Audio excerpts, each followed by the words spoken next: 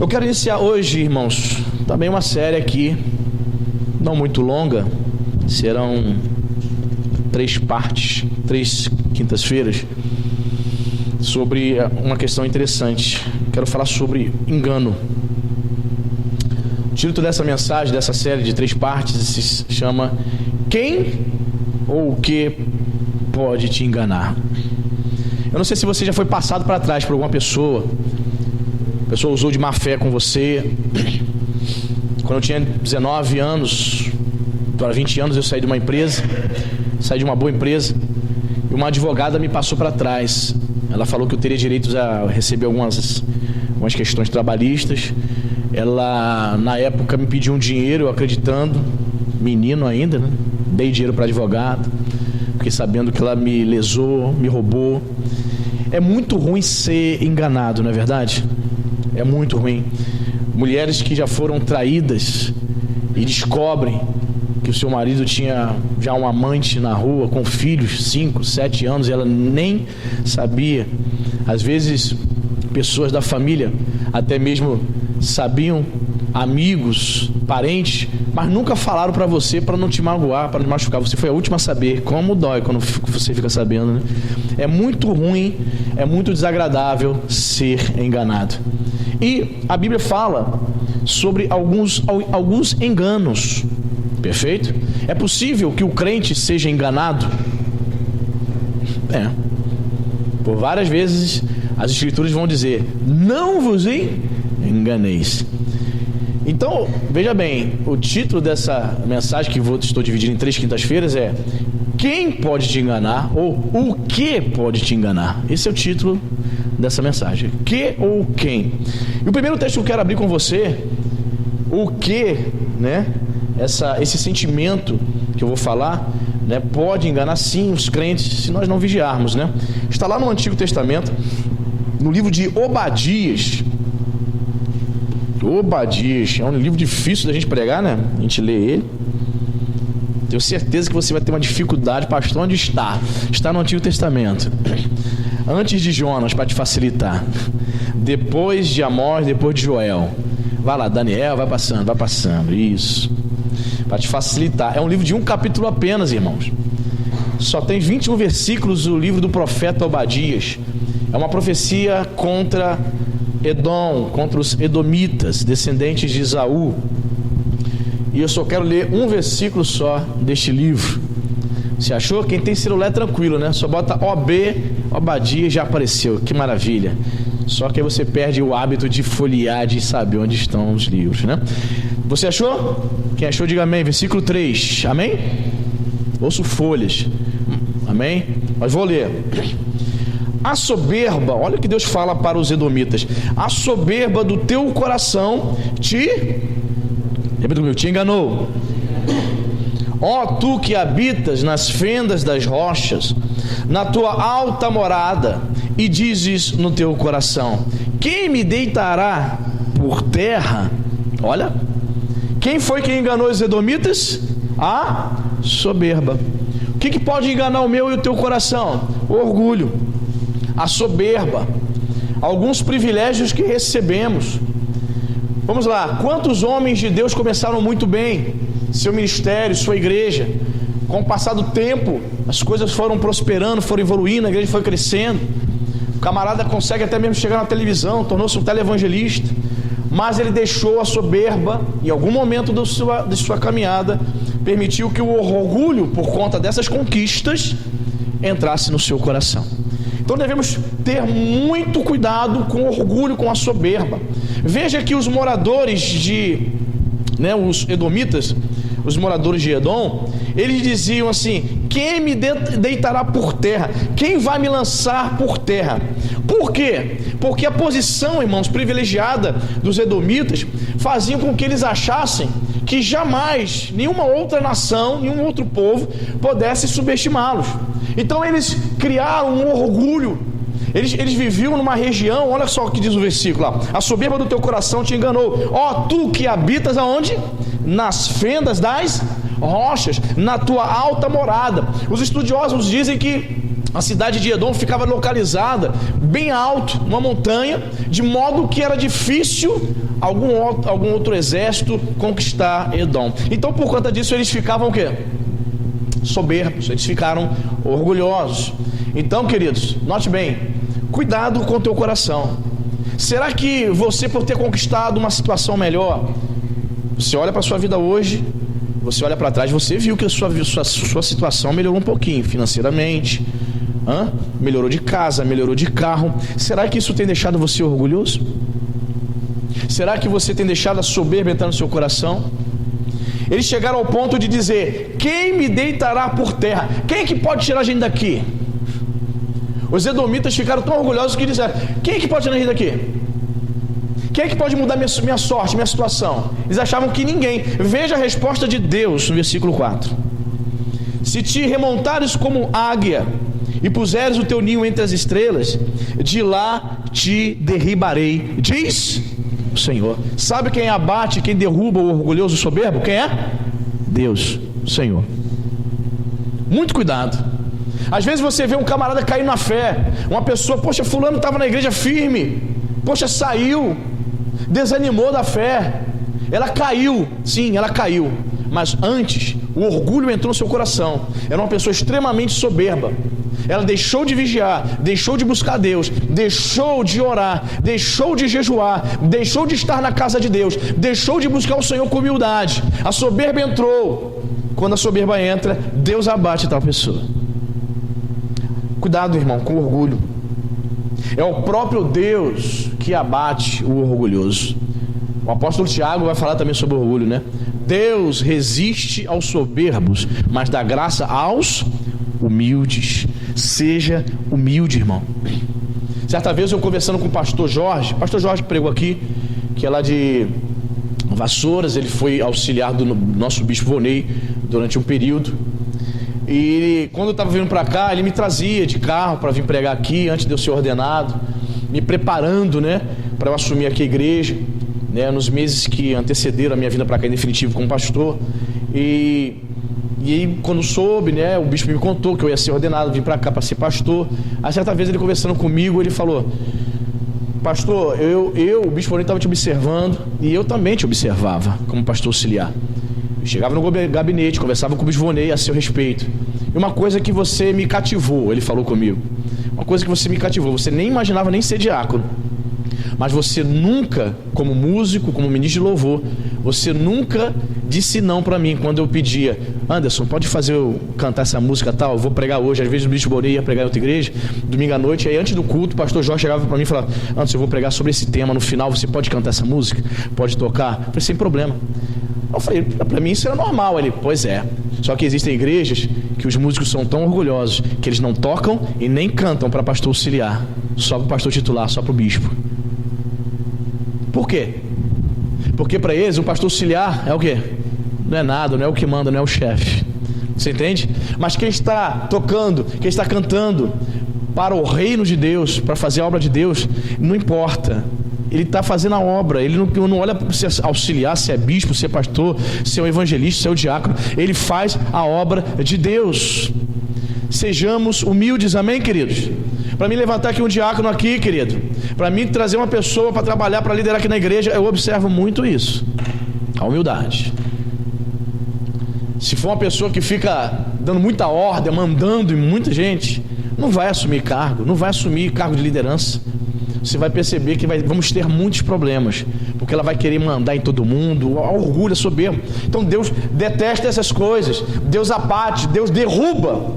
Então o que ou quem pode te enganar? Repita comigo: a soberba. Vamos ler de novo aqui o início do versículo: a soberba do teu coração te enganou. A pessoa que é orgulhosa, ela acha que não é. A pessoa que é orgulhosa, que é soberba, ela acha que não. Ela acha que está tudo bem com ela. A vida dela está um bolo doido. A vida dela está toda enrolada, espiritualmente, financeiramente, na vida entre família, marido e mulher. Só que ela acha que está tudo bem e não está. Mas por quê? Por conta do orgulho. Ela não reconhece seus erros, seus defeitos, seus pecados. Então, querido, de lá te derribará o Senhor. É Deus que abate. Deus não resiste. Deus resiste aos soberbos, né? Deus não resiste a um coração contrito. Você quer estar diante do Senhor? Se apresente diante dele com um coração contrito. Aí ele não resiste. Um coração arrependido. Agora, um coração soberbo, aí ele resiste. Amém, querido? O que pode enganar o crente? O orgulho, a soberba. Tem um coração humilde. Amém, igreja? Muito bem. O que pode também enganar o crente? Ou quem pode nos enganar? Vamos para o Evangelho de Mateus. Mateus capítulo 24. 24, versículo 4 e 5.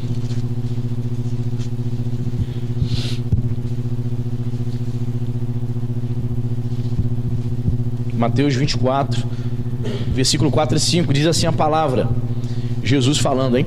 E ele lhes respondeu: vede que ninguém vos engane, porque virão muitos em meu nome, dizendo, eu sou o Cristo, e enganarão a poucos, a muitos. Olha, Jesus qualifica aqui, irmãos, o engano como a maior arma de Satanás. Quem é que pode enganar um crente? O falso profeta, o falso mestre. Satanás, irmãos, presta atenção, ele vai usar pessoas com todo o carisma, ele vai usar pessoas inteligentes com uma boa oratória, pessoas de fala fácil, pessoas que você olha assim, gosta dela de graça. Pois é, são esses que Satanás vai usar como falsos profetas, falsos porta-vozes do Senhor. Tem muitos na internet, muitos. Tem um camarada na internet aí, ele tem uma legião de seguidores, pastor moderninho, pastor moderno. Ele aparece no YouTube de boné e tal, bem moderninho. Se separa da esposa, a esposa abre outra igreja em outro lugar, e ele continua ali, trazendo pseudos revelações, o povo continua seguindo. Irmãos, um camarada que se separa da esposa, ele precisa ser tratado, irmão. Ele não pode continuar pastoreando a igreja não, querido. Mas como a igreja é dele, né, irmão? Ele fundou, CNPJ está no nome dele, ele se acha o dono da igreja. Quem é que vai submeter uma disciplina? Se um casamento acaba, é porque ele teve problema.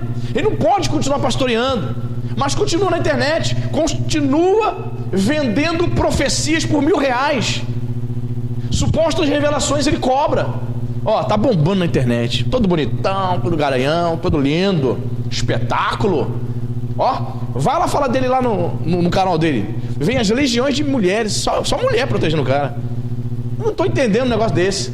Certa vez lá em Lafayette, os irmãos conversando comigo, disse que um irmão chegou para mim e falou assim: eu conheci um varão que só gostava de evangelizar mulheres.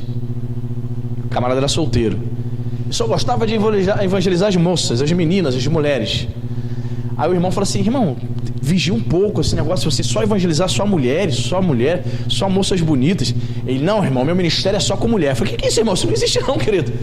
Meu ministério é só com mulheres? Que é isso? Tá procurando problema, chifre na cabeça de cavalo. Tem que vigiar. Então os falsos profetas têm esses argumentos.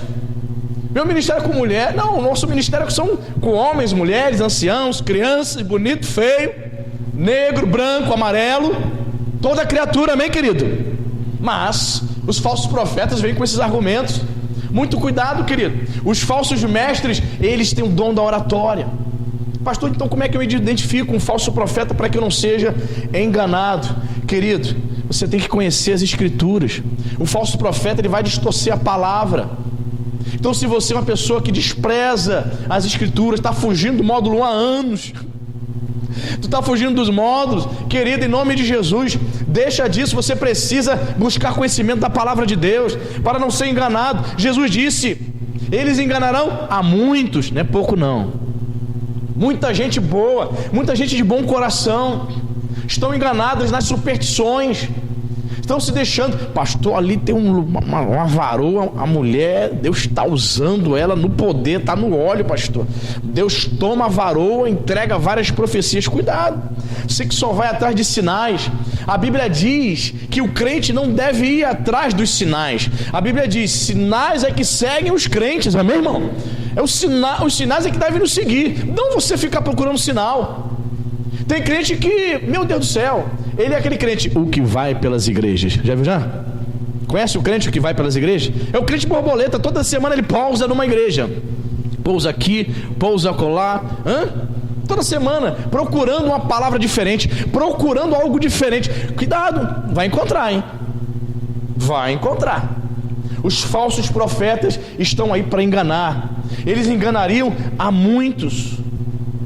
Querido, é fácil você identificar o Henrique Cristo como um doido esquizofrênico, não é fácil? A gente sabe que ele é falso profeta. Até os mundanos zombam dele. Claro, é fácil, ele é esquizofrênico, ele não é certo da cabeça. Mas e o camarada que domina as escrituras? E o sujeito que é carismático? Suas igrejas estão lotadas, mas eles estão distorcendo as escrituras. E aí? Só identifica quem está na palavra. Se você despreza a palavra de Deus, infelizmente, você não consegue identificar os falsos profetas. Então Jesus vai dizer aqui: porque virão muitos em meu nome dizendo eu sou o Cristo, e enganarão a muitos. Então o segundo tópico aqui: quem ou o que pode enganar o crente? Os falsos profetas. Fique muito atento a isso. Uma coisa que é importante dizer aqui: nem milagres, nem multidões são sinais certos de que uma igreja é verdadeira. Pastor, como é que eu identifico que uma igreja é verdadeira? Já sei, está lotada, é de Deus. Quem disse isso para você? Pastor, então já sei, uma igreja pequenininha com meia dúzia de pessoas tocando pandeiro lá, aquela igreja é de Deus. Quem disse também? Uma igreja de Deus, uma igreja onde Jesus é honrado naquele lugar, amém, irmão? Onde a palavra de Deus é honrada naquele lugar, onde o único exaltado é Jesus, o Filho de Deus, amém, irmão? Pois é, existem igrejas grandes e igrejas pequenas que não conseguem fazer isso, infelizmente. Então você não pode se iludir. Caramba, pastor, está lotado, passei ali em frente, meu Deus, Deus está naquele lugar. Não, nem sempre. Nem sempre. Pastor, olha o ministério do fulano, está acontecendo milagres todos os dias. Querido, quero dizer para você que Satanás é mestre no engano e também fazer supostos sinais. Você sabia que o diabo também finge curar uma pessoa? Então temos que tomar muito cuidado com os falsos profetas, amém? Terceiro, vamos para Romanos capítulo 16. O que ou quem pode nos enganar? Nós crentes, irmãos. Essas palavras aqui são para os crentes. Porque a pessoa lá fora no mundo ela já está enganada, sim ou não? Ela já está no engano. Você que conhece a verdade, é você, é a mim que Satanás quer enganar, quer nos levar de volta para o engano, né? Romanos 16, verso 18. 16, 18. Veja o que o apóstolo Paulo fala para a igreja de Roma. Você achou? Amém? Porque esses tais, olha, Paulo falando, não servem a Cristo, nosso Senhor, e sim ao seu próprio ventre, e com suaves palavras e lisonjas, o que eles fazem? Enganam o coração dos incautos. Você sabe o que é um incauto? Aqui nesse contexto aqui, o incauto é um indivíduo inocente, é uma pessoa simples, que não tem muito conhecimento das escrituras. O incauto é aquele que está começando na fé, não tem muito conhecimento da palavra, ele tem dúvidas, muitas dúvidas. Então veja aqui que Paulo está dizendo: essas pessoas não servem a Cristo, nosso Senhor, e sim ao seu próprio ventre. Naquele tempo, nos tempos bíblicos, quando se dizia fulano serve ao seu próprio ventre, é uma expressão para falar de que ele servia às suas próprias paixões. Por quê? Porque o oriental entendia que a região do ventre é a região dos órgãos sexuais, é a região onde expressam as suas paixões sexuais. Então quando ele dizia isso, ele estava dizendo que essas pessoas serviam a si mesmas, não servem a Deus. Supostos crentes, Paulo está falando, esses supostos irmãos não servem a Cristo nosso Senhor. Quem eles servem? A si mesmos, as suas paixões. Eles servem aquilo que vem na sua cabeça, suas ideias mirabolantes. Então Paulo vai dizer o seguinte: como é que eles enganam os crentes? Vamos lá? Com suaves palavras e lisonjas. Essa palavra aqui esse termo aqui, suaves palavras, lá no original ela tem esse sentido mesmo. Palavra agradável, insinuante ou palavra sedutora. E essa palavra aqui, lisonja, lá no original grego, o termo eulogia significa isso, elogio, palavras lisonjeiras, palavras, né, que foram bem escolhidas justamente para enganar, palavras falsas. Então Paulo está dizendo aqui que esses indivíduos conseguiriam enganar os crentes de Roma, fazendo o que, pastor? Bajulando. Os falsos crentes estavam com más intenções. Então como é que eles conseguiam, antes de jogar a isca, como é que eles chegavam para os crentes de Roma, da igreja de Roma, para poder seduzir? Ô Toninho, puxa, você tá bonito com essa barba, gostei. Paradinha, seu cabelo está show de bola. Rapaz, você é uma pessoa muito legal, eu gosto muito de você, sabia? Caramba. Ou seja, eles começavam a elogiar com palavras suaves. Eles não falavam palavras pesadas, não. Palavras suaves, palavras agradáveis, palavras de elogio, de bajulação. Quando a pessoa caía, quando ele conquistava a confiança da pessoa, aí ele jogava a isca para poder enganar os crentes de Roma. Então Paulo está dizendo assim: quem eles conseguem enganar? Quais são os tipos de pessoas que eles conseguem enganar com essas palavras de bajulação? Quem? Ele vai dizer lá no final do versículo: os incautos. Querido, em nome de Jesus, eu e você, nós não podemos ser inocentes. Nós não podemos ser incauto. Nós não podemos ser crente que não tem o conhecimento da palavra. O incauto despreza. Eu não estou falando da pessoa que chegou ontem na igreja, ela de fato não tem muito conhecimento das escrituras. Mas quantos são os crentes que já estão 3, 5, 10 anos na igreja? E se eu como pastor chegar perto dela e disser assim: me fala um pouco sobre a volta de Jesus. Ele vai tremer, ele vai dar dor de barriga, vai até urinar nas calças, ele não vai dizer nada para mim. Ele não vai dizer nada. Não, pastor, vou ver se dá. Ele não sabe. 5 anos de igreja já era para estar pregando nas ruas, falando do amor de Deus, era para ter conhecimento das escrituras, das principais doutrinas, mas infelizmente ele despreza a palavra de Deus. Infelizmente ele não busca conhecer. Como eu falei, muitos são os crentes que estão fugindo dos cursos da igreja, fugindo dos módulos. Ali é a oportunidade de você crescer, meu irmão. Ou você parou no tempo, ou você acha que já está bem, você já conhece bastante, é isso mesmo? Cuidado, Edom, a soberba enganou o seu coração. Quem vai me derrubar daqui de cima? Ninguém, estou bem, estou aqui em cima. Então tem muito crente achando que está bem. Não está. Não está bem. Não, pastor, já tem um certo conhecimento. Ah, meu irmão, não basta apenas isso. Tem que buscar mais. Certa irmã um dia chegou aqui, ela começou a frequentar aqui, ela falou: pastor, eu ministrava louvor lá na outra igreja, fazia, acontecia. Eu falei: aqui nós temos algumas regras, não importa o que a irmã fez na outra igreja, aqui a irmã vai ter que fazer módulo 1 para, quem sabe um dia a irmã ministrar louvor aqui. Vou observar a irmã. Ela, ok, foi, se inscreveu, fez uma aula, fez 2, fez 3, a 4ª sumiu da aula e sumiu da igreja também, né? Aí esperei passar um tempo, umas 2, 3 semanas. Aí eu perguntei, falei: Cintia, liga para fulana, tá sumida, o que aconteceu? Aí ela foi e falou para Cintia: não, é porque o pastor quer me forçar a fazer esse curso aí, eu já sei tudo já, não preciso não, eu quero já trabalhar na igreja, eu quero assumir os cargos. Eu falei: não, minha irmã, não, tu não me conhece, a irmã nem tem que me conhecer ainda.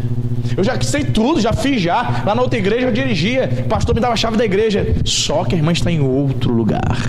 A irmã está em outra igreja. Eu sou outro pastor. Não conheço a irmã não me conhece. A irmã não conhece a igreja. É o tempo para que a irmã conheça a igreja. Tu gostou? Ela ficou? Não, foi embora.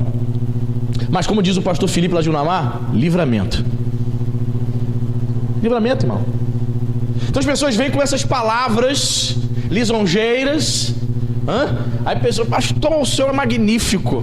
Já tive essa experiência aqui, irmão. O senhor é maravilhoso. O senhor prega demais. Espetacular. Essa igreja já deveria ter. Uma pessoa chegou para mim e falou isso: essa igreja aqui já era para ter 2.000 membros. Não sei por que não tem, pastor. Depois a pessoa me esfaqueou, me apunhalou pelas costas, me detonava, falando mal de mim. Entende? Então é assim.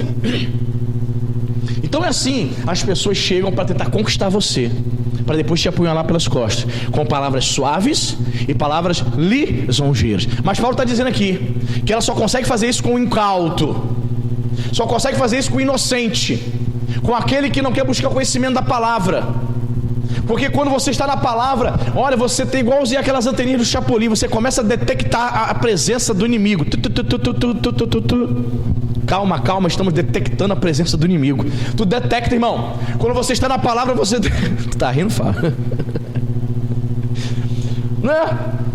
Detecta a presença do inimigo, irmão. Quando você está na palavra, a pessoa chega, aí tu chega cheio de coisinha, cheio de bajulação. Você, como diz minha mãe, essa alma que reza. Aí você lembra, quinta-feira, 4 de julho, dia da independência dos Estados Unidos, o pastor pregou lá Romanos 16, 18. Palavras suaves e lisonjeiras. Tô fora. Você já fica alerta. Você lembra da palavra. Você não é mais um incauto.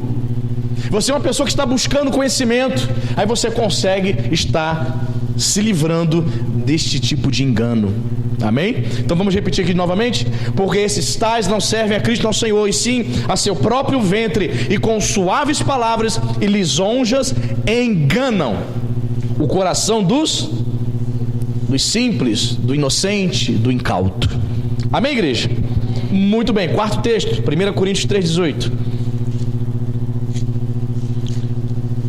Quarto tipo de engano.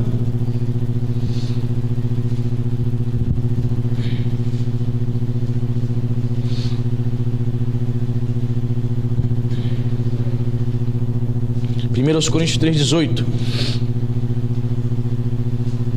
Você achou, amém? Diz assim: ninguém se engane a si mesmo.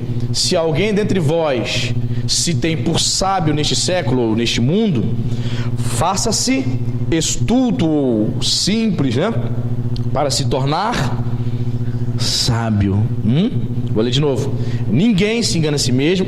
Se alguém dentre vós, está falando para a igreja, se tem por sábio, se acha o máximo, o cara, faça-se estulto, faça-se simples, seja humilde para se tornar sábio. Muitas vezes você vai ver alguns crentes, eles fazem questão de passar isso. Eles não deixam com que as pessoas que o observam perceba isso naturalmente. Ele vai declarar isso. Ele diz para você: mas eu fiz, faço, aconteço, certo? Ela gosta de trazer para você todos os seus feitos espirituais. Ela vai mostrar muitas vezes seu currículo. Ela vai mostrar seus feitos espirituais, seu currículo. Ela vai buscar proeminência na igreja. Este é aquele que deseja ser sábio neste mundo. Muitos desejam o lugar de mestre, não para servir. Você sabia, já falei isso aqui, repito, muitas pessoas estão fazendo teologia, não é para servir, não é para servir ensinando os irmãos, não, ela faz só para dizer que eu tenho título. Alguns fazem doutorado, ainda colocam o anel de doutor, faz questão de andar com o anel para cima e para baixo. Eu sou doutor, hein? Não aceitam mais ser chamados de pastores somente. Doutor tal. Doutor em divindade, né? É o título que se recebe quando o camarada faz doutorado em teologia. Sou doutor. Muitos estão buscando isso, essa sabedoria do mundo. Eles querem a honra do mundo. Mas como é que você percebe o verdadeiro homem de Deus? Como é que você percebe a verdadeira mulher de Deus? O próprio texto responde aqui. Você quer se tornar sábio diante de Deus? Faça-se de estulto, seja uma pessoa simples. Escrevi o seguinte aqui no meu esboço: aquele que renuncia seu próprio entendimento, sua própria sabedoria e segue as instruções de Deus, está no caminho da sabedoria eterna. Você entendeu isso, irmão? É aquela pessoa que abre mão. O apóstolo Paulo foi exemplo maior, irmão. Aí a gente fica procurando exemplo, né? Apóstolo Paulo. Paulo, ele estudou para ser doutor em teologia. As escrituras dizem que ele estudou aos pés do Rabban Gamaliel. Rabban é acima de rabino. Então ele estudou com o melhor professor de teologia da época. Ele tinha tudo para ser chamado de doutor Paulo, mas ele não quis.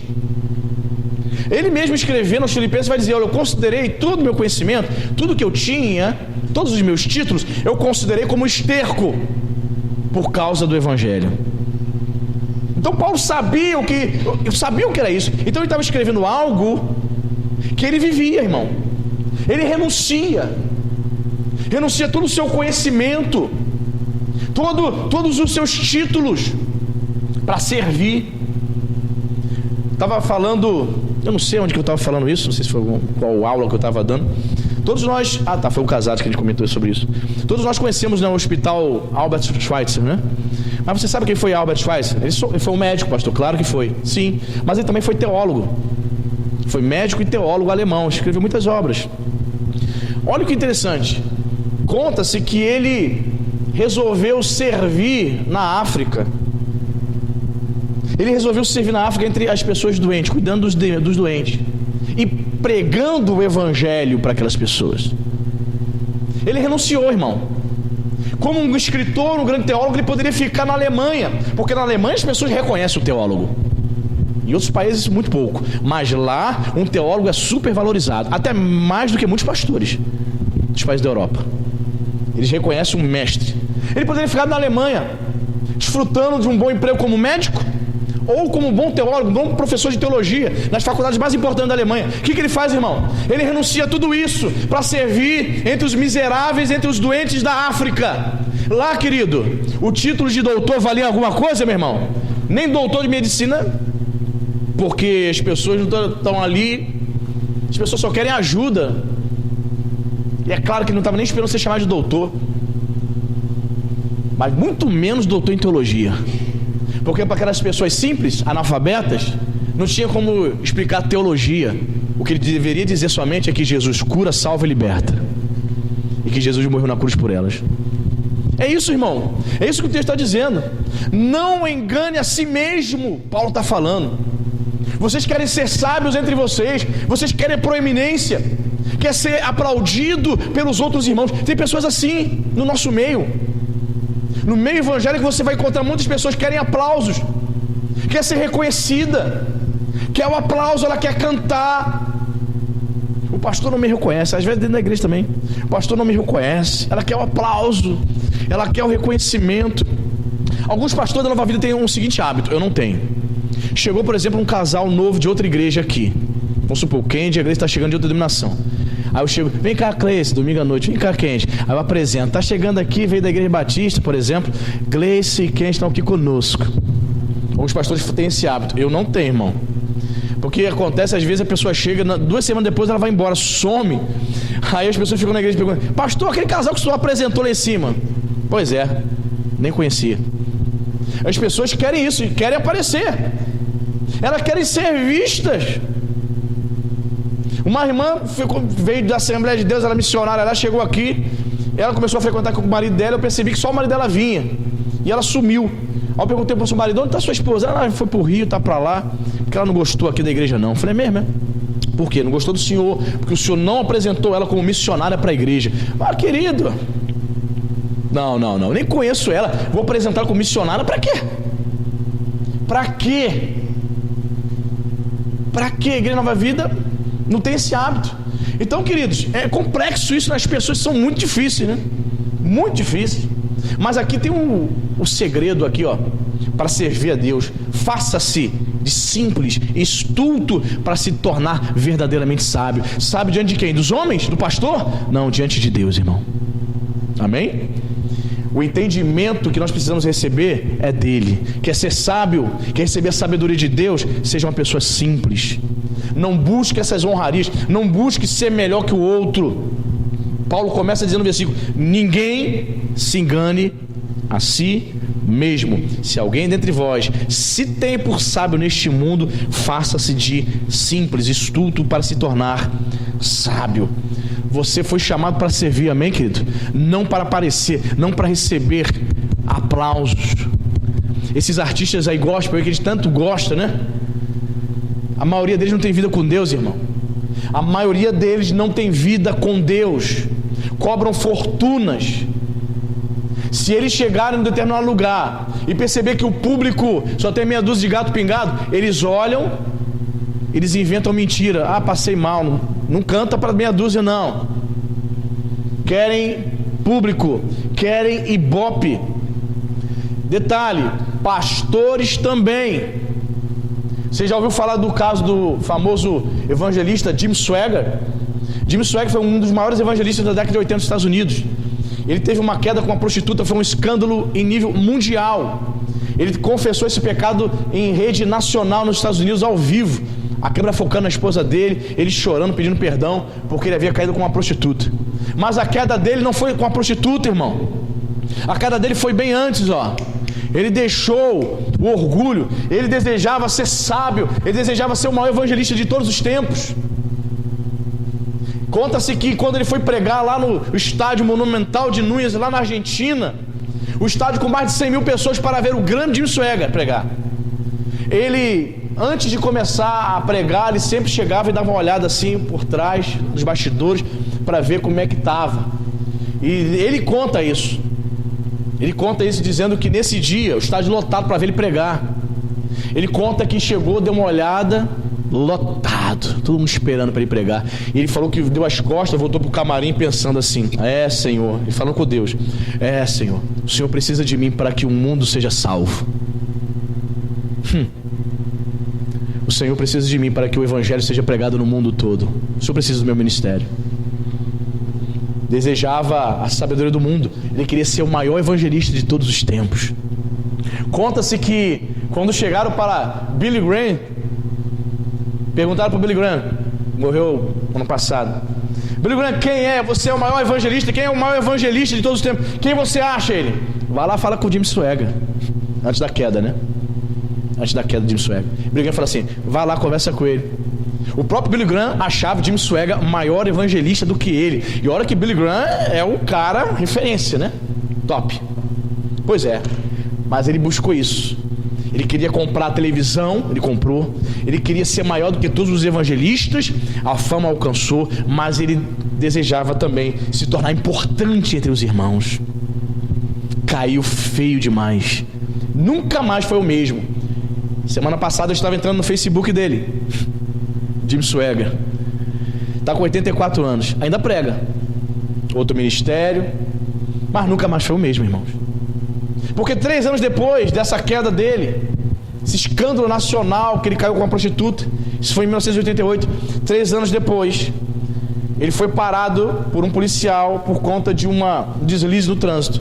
Quem é que estava no banco do carona dele? Outra prostituta, 3 anos depois. Então você vê que era um camarada que sempre caindo, se levanta e cai. Você entende? Mas o grande problema, irmão, está no coração, buscando proeminência, buscando ser mais importante. Jesus, preguei isso aqui para os trabalhadores, Jesus disse: quer ser grande, quer ser sábio, se torne o servo entre vossos irmãos, seja o menor. Amém, querido? Seja o menor. Quer ser verdadeiramente sábio? Se considere simples, se considere humilde dentre a cristandade, entre os irmãos. Amém, igreja? Muito bem. E para a gente poder fechar aqui, 1 Coríntios 6, 9 e 10.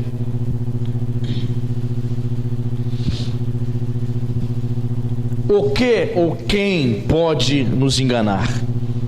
Paulo, escrevendo para crentes, vai dizer o seguinte: 1 Coríntios 6, 9 e 10. 1 Coríntios aí do lado 6, versículo 9 e 10.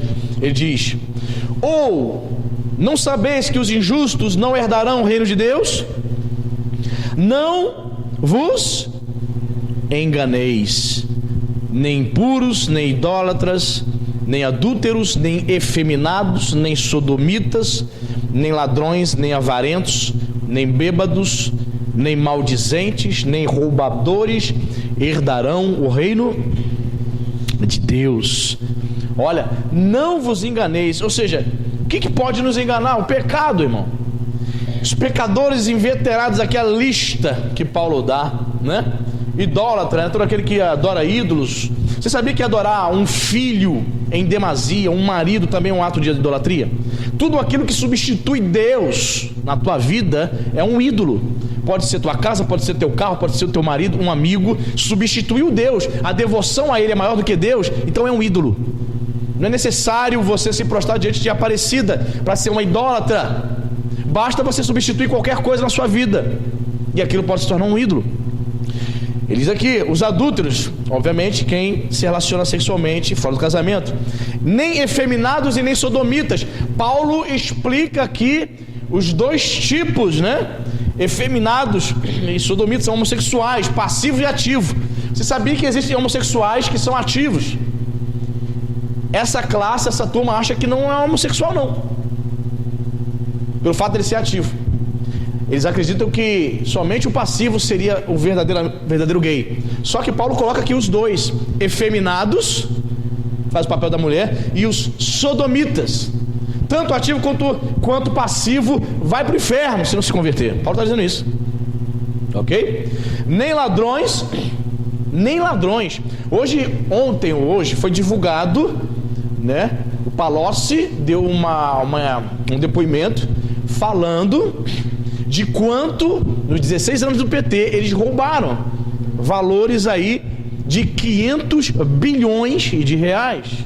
Alguns acreditam que pode ultrapassar 1 trilhão. Você sabe o que é isso, irmão? A reforma da Previdência quer economizar 1 trilhão. E o PT roubou 0,5 trilhão. É muita coisa. Ladrões, esses não herdarão o reino dos céus. Roubam. Diz mais aqui o versículo 10, nem avarentos, né? Pessoa que é miserável, pessoa fica ali guardando, vai morrer com o dinheiro, ela morre e pede para botar dinheiro dentro do caixão junto com ela. Avarento, bêbado. Tem gente que, você sabe, né? A vida dela é o álcool. Esse não herdará o reino dos céus. Você sabe o que é o maldizente? Maldizente é aquele que vive falando mal da vida dos outros. Essas pessoas são difamadoras. Essas pessoas vão para o inferno. Tem um lugar esperando por ela lá no inferno, do lado do assassino, do lado do estrupador, do lado do ladrão. Pastor, mas eu só usei a língua para fazer uma fofoquinha. Pois é, vai para o inferno. Maldizente.